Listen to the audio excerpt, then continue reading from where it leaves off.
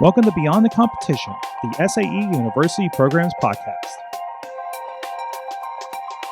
Hey gang, we'll go back to the show. I'm Mike Sorg, the podcast and media producer for the SAE University Programs, and we're back with another Know Before You Go, getting ready for Aero Design West. We had such a great time in Lakeland, Florida for East, and ready to get out there again and see what you guys have in store. So let's get right into it. Let's not waste any time. We got with us, first of all, Zeke Bowden, the Aero Design West contest director, is joining us. How you doing, Zeke?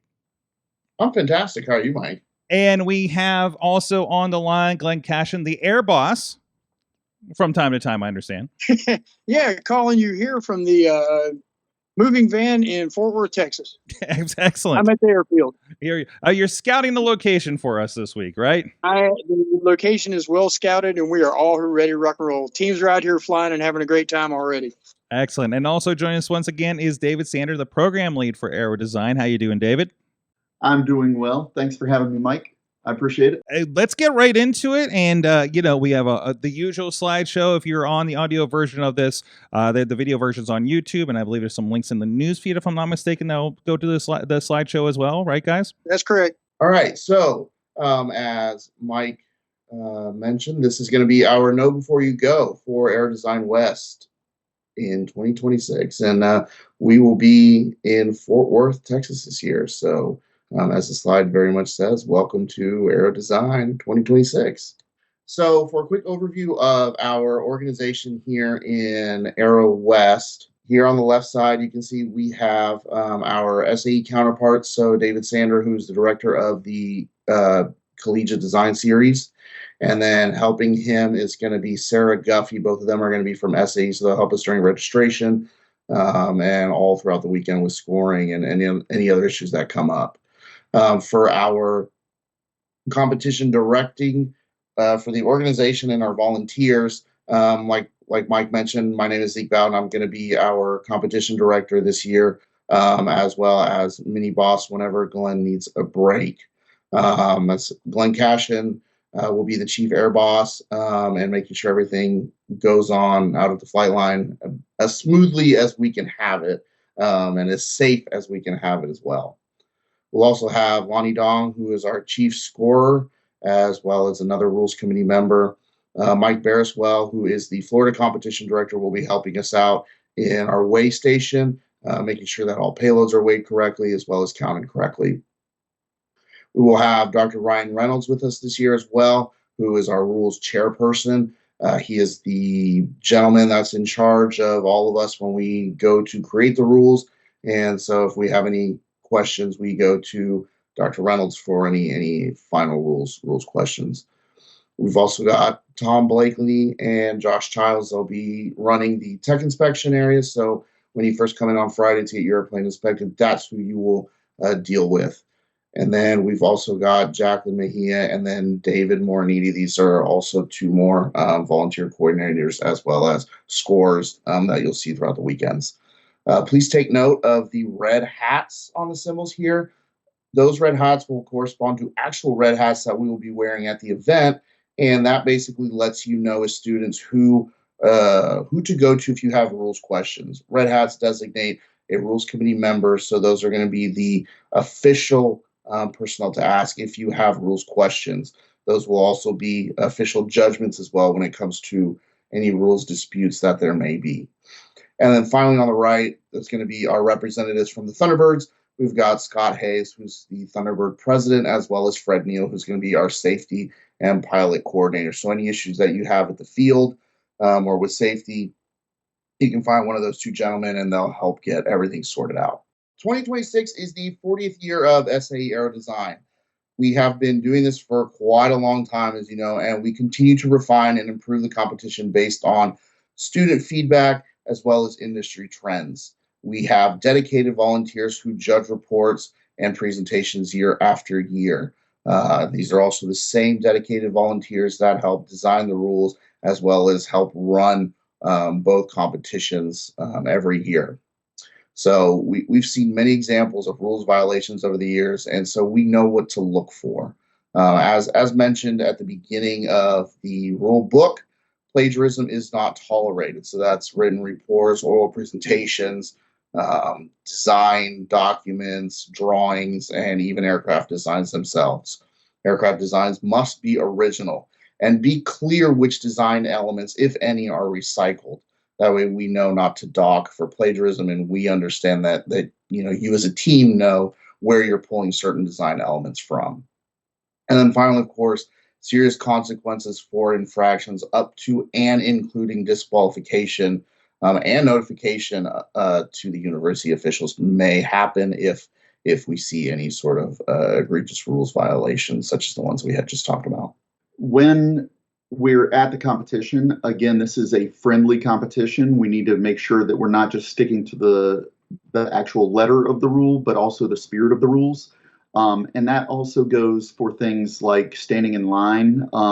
With your aircraft, you need to make sure you have your flight log with you as you're heading up to the flight line. And the idea is that you need to stay in line. You can't get in line and let somebody else from your school who might be flying a different class jump in line in place of you, and then you go back to the back of the line. That's not how the spirit of the competition is designed. We want to make sure that everybody has a chance to get all of their flights in, and so everybody needs to go to the back of the line after they're done with their initial flights, or every flight. We will be monitoring this. We'll have a monitor going back and forth. They're going to nicely ask you for your team captain, and then ask you for your flight log, and verify that your flight log and aircraft number are the same. And we'll be doing that throughout the day, kind of randomly, starting at the back of the line, coming to the front, starting in the middle, going to the back.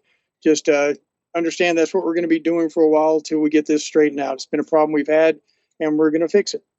Well said. Thank you, Glenn. Yeah, we will get to the bottom of it, and we want to make sure it is a truly fair and friendly competition. So here we have the overall location of our flying site, Thunderbird Field, in relation to the DFW Metroplex. So you'll see DFW International Airport there at the top center of the map, and then the yellow star there on Benbrook Lake in the southwest corner of Fort Worth indicates exactly where we'll be at Thunderbird Field. So there is the address, the exact address of where to find the location for the event. So here's just a more zoomed in image. You have two direct routes to get to Thunderbird Field. One is coming from 377, which really comes out of downtown Fort Worth. And then, of course, I-35, where we have a large stretch of hotels located along that corridor. So you'll just take 1187 from either direction, and that will take you directly to Winscott Plover Road, which will then, you take that north, and that'll lead you directly to the Thunderbird facility. So the Thunderbird Field is located at the Army Corps of Engineers Mustang Park. There are two entrances to Mustang Park. However, we will only use the Mustang Park main entrance. Do not use Bear Creek. That is a campground, and that will not provide access to the Thunderbird flying site. So only use the Mustang Park main entrance, and that, of course, will be located directly off Winscott Plover Road. We will have a volunteer at that entrance to make sure that any volunteers, any teams, or any spectators can go ahead straight through the gate and proceed directly through Thunderbird to the Thunderbird Field. So this is an overview of the Thunderbird's airfield. Looking to the left here, you'll see the student tents. The little blue arrows are fire extinguishers. Each tent will have a fire extinguisher. When you get there, you can get your 4 chairs and your 1 table and set up per team. The parking area here, which says SA parking on the bottom, and then to the left is where you'll be parking your trailers and cars. If it rains, we have an alternative parking area, which is just outside. So you'll come into the parking lot, go around the middle set of markers by the concessions line, drop off your aircraft and your equipment, and then take your trailer and car back out to the trailer parking area. The security area, which is where the security trailer is, there's also a run-up area here at the lower center part of the drawing. That's where you'll take your aircraft if you need to go live with your props and hot on the batteries. to run up and check your electronics. We'll have 2 stations there. You'll see a highlight here at the bottom, which has first aid and announcer. That is the first block in the metal overhang areas. The next is the weigh station. It'll be detailed in the next drawing.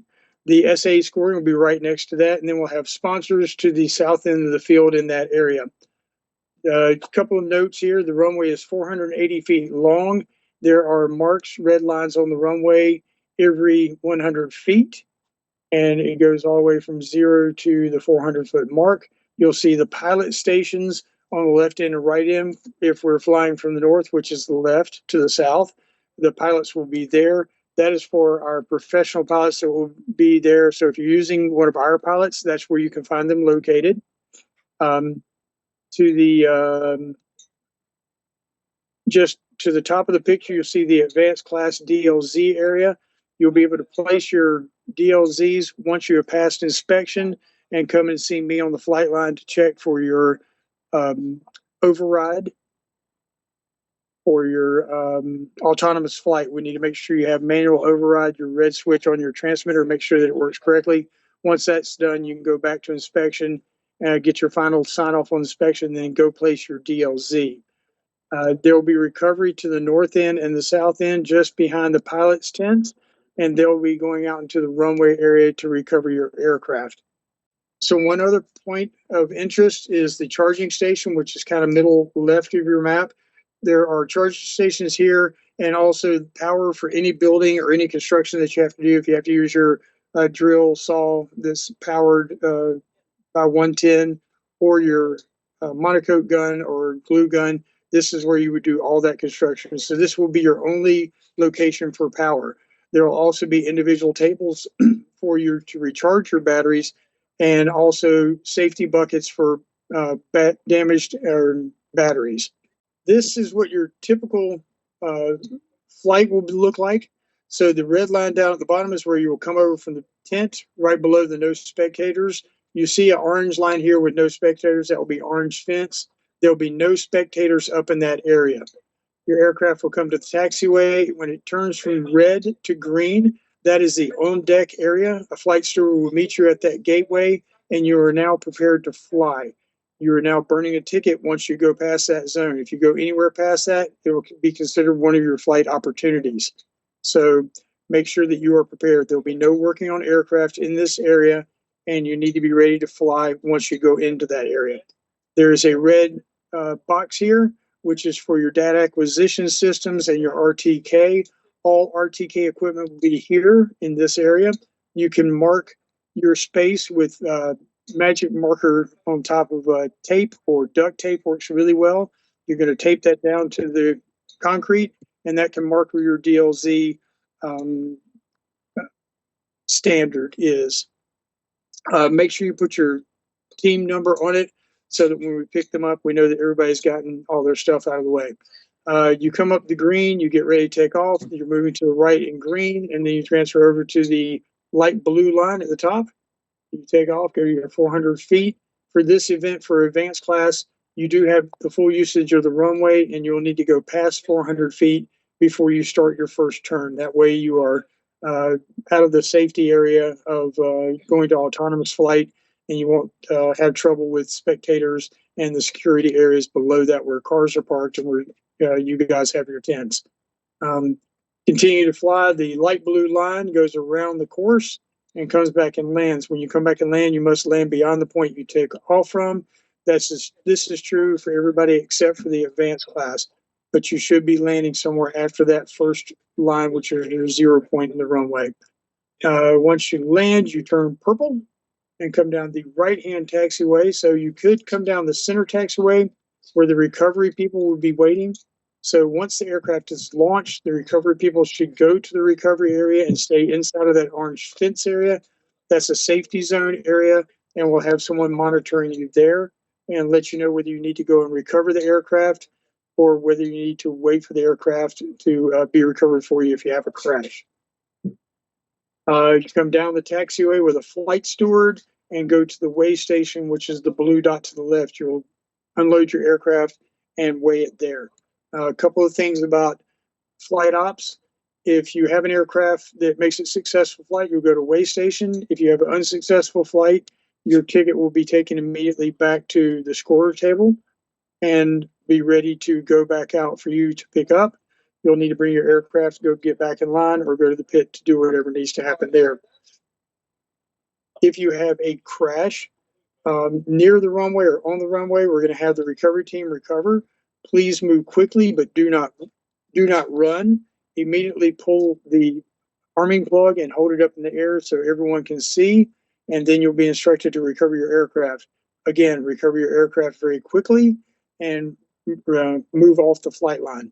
If you have a crash that's just over the runway, just past the runway, there's some nice grass here. We'll let you go a few feet into that. The air boss will make the decision if you need to go and get your aircraft or not.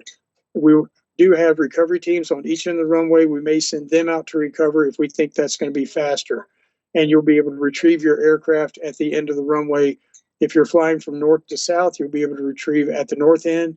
If you're flying from south to north, which is the right side to the left side, you'll be able to recover your aircraft there from the recovery team. We don't want you going very far out into the grass because we do have fire ants and scorpions and snakes, and we've seen rattlesnakes on the property, so we want to make sure we keep you very safe. And that's also why you're going to be in closed-toed shoes. And if it rains, you might want to wear some boots because it does get muddy out. But we want to make sure you're staying safe, and that's why we have multiple recovery vehicles to handle that problem for you. 4-hour flying site access.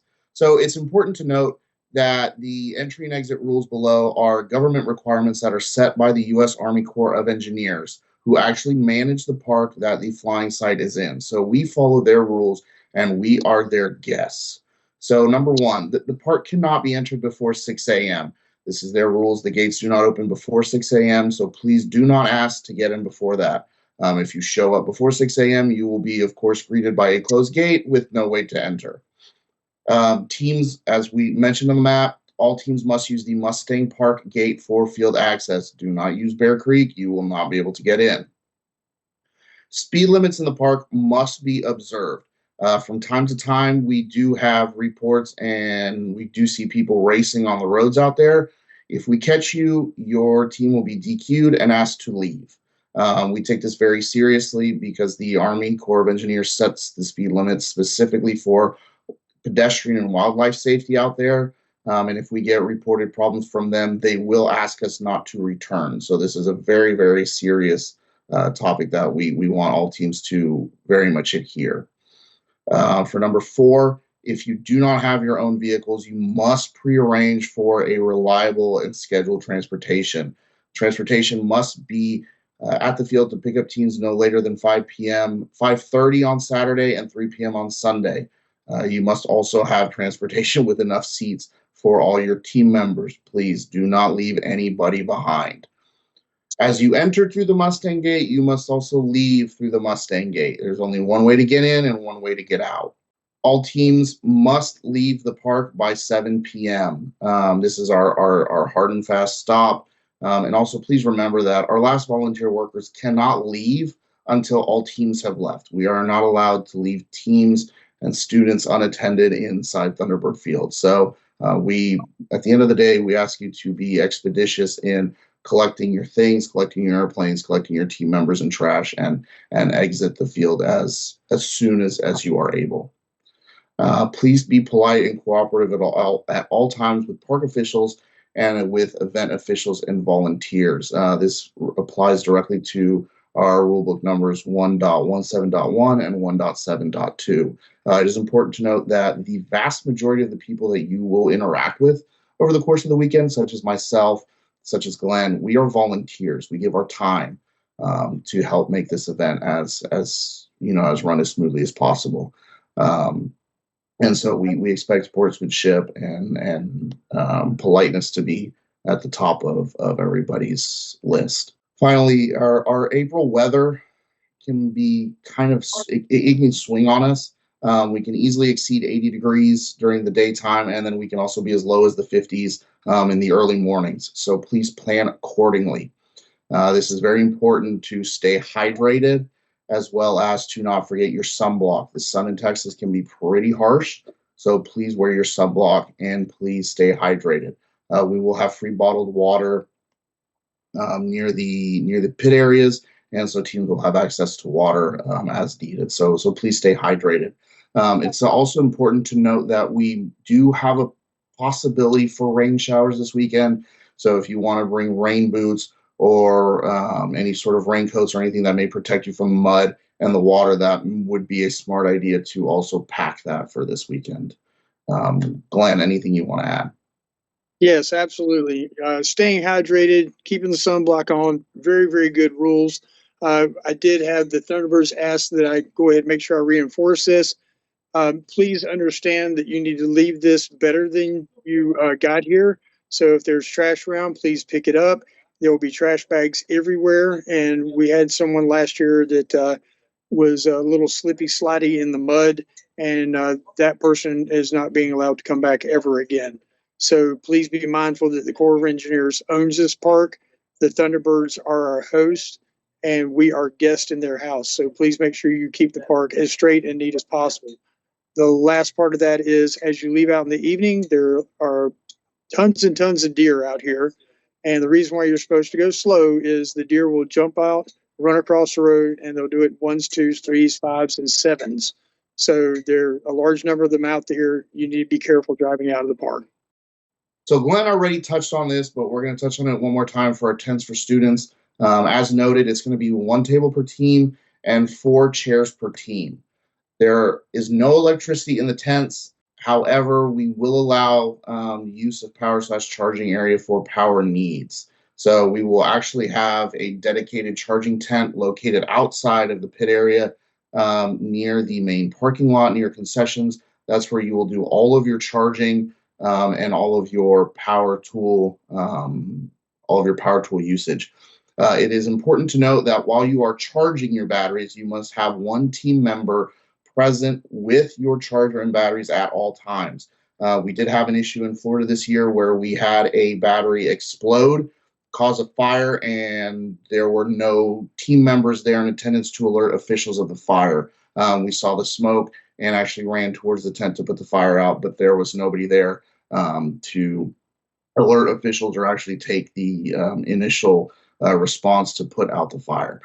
So we are going to be policing that very closely this year. So please have a team member with your batteries charging at all times. If we catch them without a charging and if we catch chargers and batteries charging without anybody watching them, chargers and batteries will be unplugged and they will be impounded until the teams can come and find us and get their equipment back. So that's how we're going to handle that.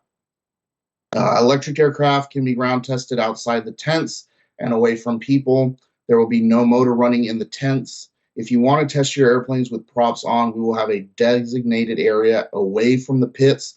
That will be our designated motor test area. There you will be able to test your airplane with the prop on if you want to test the propulsion system. So we will have that set up for you all there. And then finally, please remember that only student team members are allowed to work on your aircraft. Please do not allow volunteer pilots, don't allow parents or any ineligible people to work on your aircraft. This is a student competition, so please only allow your student members to work on the aircraft. Yeah. Any additions, Glenn? No, just making sure that you're not charging or building anything in the tent that you're using power tools. We will have a volunteer there monitoring your charging rate. And if he says your battery is in danger of bursting or catching fire, he will impound the battery. We will have a battery disposal at that same area. It'll be a metal box. I believe they're painted in red, and we'll have 3 of them there. There are also sand buckets for extinguishing fires in case there's a problem. So at any point during the competition or after the competition, if you have a damaged battery or one that you're concerned about, you can deposit it there in our area, and we'll take care of it safely for you. Yeah. And allow me to reiterate, you should not be charging your aircraft batteries in the tents. You should only be doing it at the designated charging area. Now, some teams bring power banks into the tents to charge up laptops or your cell phone or something like that, and that is acceptable. But again, somebody should be there monitoring that as well. But you should have somebody monitoring your aircraft batteries at the charging station if they are charging. So make sure that you do Do that, again, we'll unplug it and impound it, and then you'll have to come and explain yourself. So our schedule for events on Friday, April 17th is going to look something like this. So we've got 7 a.m. Our event site is going to be officially opened up to all teams and volunteers. Volunteer registration will begin at 7:30, and then promptly at 8 a.m. we will have team registration, and then the field itself will be open for practice flying. Your tech inspection doesn't start until 8:30, so be prepared for that. So that gives you about half an hour to get your team registered, get everybody checked in, wristbands, and then you'll be able to start the tech inspection process. From 12 to 1, we're going to close the flight line down for lunch, as well as at 12:30 we'll have our all hands and our team safety meeting. We require all teams to be there for this. This is all team members, pilots, team captains, as well as any faculty advisors that come along with you and they come along with the team. So we want everybody here to listen to the safety meeting, and it's also going to give you a good rundown of what to expect for the weekend, as well as what we expect from the teams. And then as well, it gives the teams a chance to ask any questions that they may have and to get any final answers for things that come up. So for the afternoon, we're going to do a little bit of a split up. So from 1 to 3, we'll continue our practice flying. And then from 3 to 6, we're going to do a sort of a split here where we are going to reserve the field for advanced class videos as well as advanced class target setup. So from 3 to 4, the DLZ targets will take priority. If there's no DLZ targets that need to be put out, then we'll allow video flights for advanced class. From 4 to 5, the video for advanced class will take priority. If there's nobody flying and some DLZ targets need to be set up, well, we will allow DLZ targets to be set up. From 5 to 5:30, you see the DLZ is priority, and then from 5:30 to 6, our videos are priority. Now, from this 3 to 6 o'clock window, if there are no DLZ targets that need to be placed out, and then if there are no advanced class teams that are flying, we will have Air Boss discretion to allow regular and or micro flights to occur. That will only be from 3 to 5. From 5 to 6, it will be purely for advanced class operations. And then at 6 o'clock, we're going to close down flying, and then we're going to start task teams to pack up and clean up for the day. And then at 6:30, we're going to have the event site close, and we will ask that all teams please be off-site by 6:30 on Friday. So for Friday, just continue. Please come prepared for your tech and safety inspection on Friday. Teams must complete the self-certification this year at saestars.com. You should already have your subscription code to the event. If you do not, please email us or post on the rules forum. We'll get that code. Teams must be registered and have your wristbands in order to be inspected. That will open up at 8 o'clock for you. Passing tech inspection is required to participate in competition flying on Saturday and Sunday. And then passing tech inspection is also required in order for you to place your DLZ out in the DLZ landing area. If you do not pass tech, you will not be allowed to place your DLZ target. So it's important that you come ready and be prepared for that. If you're not prepared and or miss your scheduled inspection time, you will, of course, be subject to delays, which could impact your ability to complete. Keep in mind, we will have inspection open throughout the entire weekend.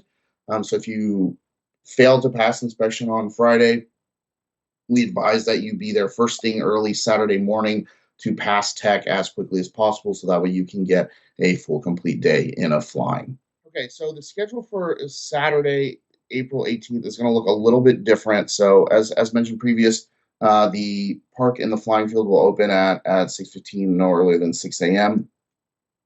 We will allow target placement starting at 7 a.m. That will go through to about 7:30. We will pause that for our pilot safety briefing, which will be promptly at 7:30 a.m. We require all pilots and team captains to be there, as well as flight line staff. So you're going to be fully briefed on what to expect for flying for the day. Following the safety briefing for the pilots, we'll immediately move into the flight stewards and the flagger briefing, as well as walkthrough, so they can expect how the day will go as far as all of their tasks. Promptly at 8, inspection will open. This will be your opportunity to go through inspection if you did not successfully pass inspection on Friday. So 8 a.m. sharp will be open, so please be ready for that. Also at 8 a.m. sharp, we will start our flying for the day. So flying will begin from 8 a.m. and will go until 12. From 12 to 12:30, we will have a break for lunch. There will be no flying during this time. This will allow the opportunity for teams and volunteers to get lunch, eat, take a break, and hydrate. At 12:30, we will promptly begin flying once again for the afternoon. Flying will go until 5 p.m. At 5 p.m. exactly, we will stop flying for the day. Once that's done, teams will be asked to go back to their tents, pack up, and help clean up the area. And then please promptly proceed off-site so that way we can get everybody out by about 5:30, so that way we can send all volunteers home for the day and begin to close up shop and get ready for Sunday. So for Sunday, the morning is going to be relatively the same. 6:15, we're going to open the flying field for teams to start to come in and get into their tents. 7 a.m., we'll open up the target placement with the DLZ. It's important to note that for target placement in DLZ, we will need an official with you out there at all times. So if there is no official, please look for a red hat because you will not be allowed to place targets without a red hat official present. At 7:30, we will have the pilot safety briefing once again for Sunday. And then following the safety briefing, we'll have the steward and the flagger briefing as well. Same thing, 8 a.m. inspection will open in case you needed to get an airplane re-inspected or if you did not pass inspection on Saturday. Also at 8 a.m., we will begin flying for the day. Flying starts at 8 a.m. sharp, and you can expect to be ready to go at 8. And we will fly until 12. So we've got 4 hours of competition flying on Sunday. The competition flying will cease at 12 at noon exactly, and then we will start to get ready for lunch, and then we'll have our award ceremony at 1 o'clock. So expect the award ceremony from about 1 to 2, and then at 2 p.m. we will officially close competition. And then at that point, we'll ask teams to please collect all their belongings, collect trash, and then help pack up for the end. And then we'll ask teams to please be off property by about 3 o'clock is what we're aiming for. So that's going to be the schedule for our flying days on Saturday and Sunday. Anything you want to add, Glenn or David? Well, I would like to remind teams to check the weather. They are calling for some rain on Saturday, so you might want to look into when the best chance there might be for rain and try to make sure you get your plane inspected on Friday, be ready to go first thing in the morning on Saturday, and again, avoid the downpour if possible. Sunday looks a little bit nicer, a little bit better weather, but dress accordingly. Make sure you hydrate, make sure you put sunscreen on, all of those good things. I'd like to also point out that the award ceremony will not start until all tent areas are completely clean and you're packed up and ready to go. We're not going to play around with this one. You need to make sure you clean it up and you leave it better than you found it. So don't walk past trash. If you see a bottle cap or something on the ground, pick it up. Pick up everything that you see and put it in a trash can. Make sure that you're conducting yourself safely. And again, hydrate, water. If it does rain, we will continue operations. The wind is supposed to be a little bit up, but it won't be beyond our threshold for flight.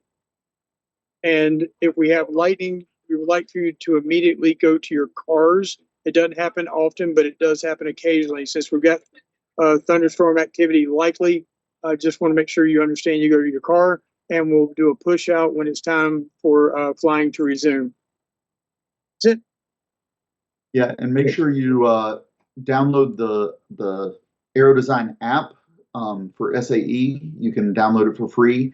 And we will push out notifications for if there is severe weather on the way. We'll have you clear the field, and that way everybody's in tune to what's going on, and then we'll push out another notification. So we'd appreciate it if everybody had that app available for themselves. On one last note, scoring announcements will only be made on Saturday. So we will have scores posted at noon and then scores posted on Saturday evening.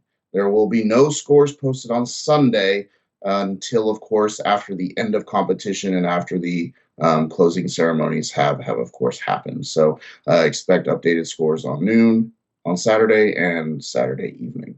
So for on-site emergency contacts, you can, of course, contact myself. My cell number is there. This is for emergency uses only. This is if you cannot find me. I will be all over the event site, so I will be there. You will be easily found. Same thing, Glenn will also be found most likely on the flight line.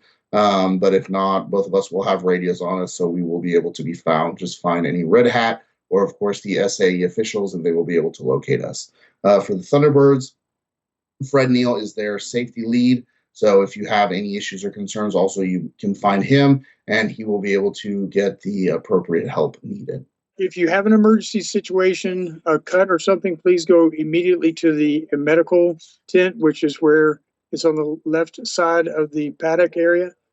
There'll be a ambulance there. We'll have 2 paramedics. And if it's a emergency out on the flight line, immediately contact the Red Hats on the flight line. There'll be 3 of them at the takeoff line almost always. And I should be there pretty much all the time on Saturday and Sunday. So some final topics just to go over, just to reiterate. Please clean up your area as you go. So we want a clean as you go policy. Clean as you go, as well as at the end of each day of flying. We want to leave the flying site better than we found it. We are guests of both the Thunderbirds and the Army Corps of Engineers, so we want to make sure that we leave the site looking clean as possible.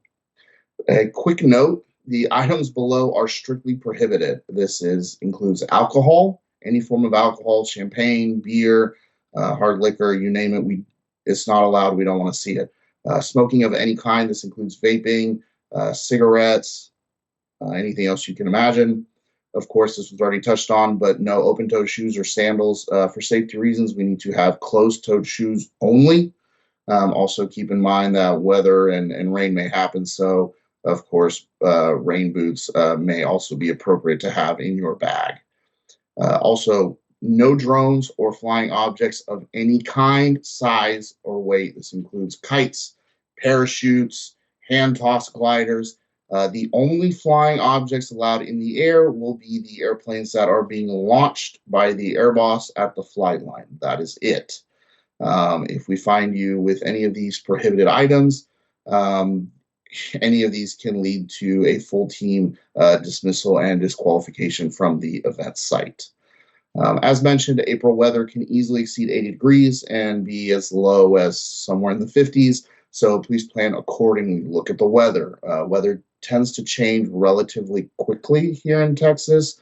So have an idea of what to expect. Stay hydrated, and please don't forget your sunblock. We will have plenty of water and plenty of sunblock available to use throughout the weekend. Please take advantage of it, and please be safe. And then finally, as Glenn mentioned, there is lots of wildlife in the park area, deers, boars, snakes, fire ants that are probably worse than the snakes at times. So please be cognizant of your areas where you're stepping, where you're placing chairs, where you're placing tables. Just be cognizant of the areas around you. And once again, please drive the speed limit. This is both for your safety and for the safety of spectators and of animals. Trust me when I say that if you hit a deer, most likely the deer will be fine. Your vehicle will not. And I'm pretty sure Glenn and David can also attest to this fact. So please drive the speed limit. Also, we don't want to see burnouts. I don't want to see people doing donuts. We are guests, so please obey all traffic rules. Other than that, Glenn, David, any final additions you want to make? I'd like to add that all of the strictly prohibited items are not just for students, but they're also for spectators or any guests that are here with us. No smoking of any kind, cigarettes, vaping, nothing like that, no alcohol. So make sure that everybody in your group and anybody coming to watch your team knows that those rules exist for everyone on the entire facility. So it's not just students, it's everybody. Same thing with open-toed shoes. Make sure that everybody brings a pair of closed-toed shoes or even boots. Like I said, the weather might not cooperate, and so we need to be prepared. I don't have anything to add. Just safe travels to everybody getting here. We've already got 7 or 8 teams. I've already seen a couple of crashes. I've seen multiple successful flights, and it's only Monday evening. So It's a little bit windy, but there's a lot of flying going on. So it's going to be a lot of fun when we see everybody out here participating in the event. Good luck and safe travels. All right, guys, that's all the details for Aero Design West out here in Texas this week. I know you're probably listening on the way out there, or apparently already out there flying and listening to this as well. So thank you, guys. And again, looking for everything. Make sure you download that app with SAE Aero Design. Make sure you're checking the news feed and everything, and make sure you're all updated on this, and your notifications are on, so you know you're getting all the updates throughout the weekend as things may change or weather or whatever else may be going on. So thank you, everybody, and until next time, stay safe out there. Thank you for listening to Beyond the Competition, the SAE University Programs Podcast. Show notes for this episode can be found at beyondthecompetition.fireside.fm. Remember, stay tuned for updates on your competition's newsfeed or app, and follow SAE_University Programs on TikTok and Instagram. Stay safe out there, and we'll see you next episode.